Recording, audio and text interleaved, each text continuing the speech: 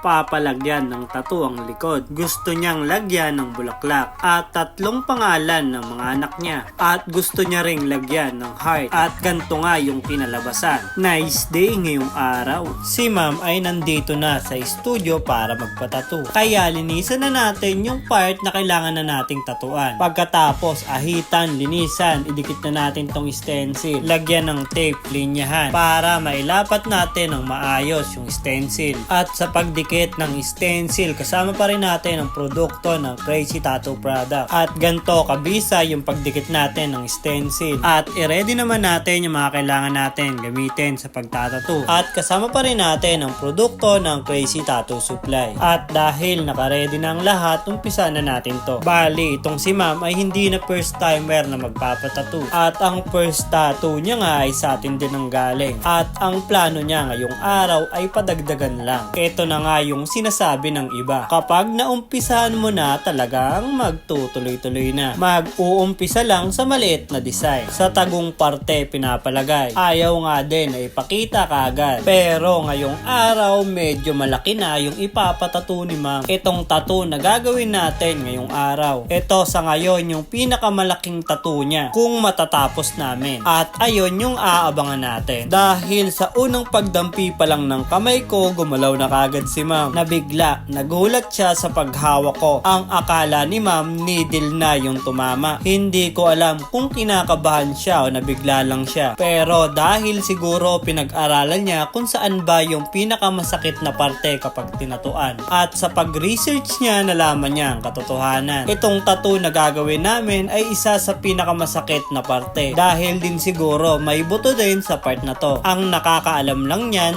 syempre yung naka-experience na. Ano ba ang pakiramdam kapag nagpatattoo ka dito sa likod? Pero nakakabilib tong si ma'am. Kahit alam kong nararamdaman niya yung bawat baon ng needle. Nakikita ko at nararamdaman ko rin sa kanya na parang gusto rin niya na matapos. Dahil kahit gumagalaw siya, hindi niya ako pinapahinto habang nagtatattoo. Hindi naman talaga biro ang magpatattoo. Pero kapag gusto mo yung ipapatattoo mo, siguradong matatapos mo yan.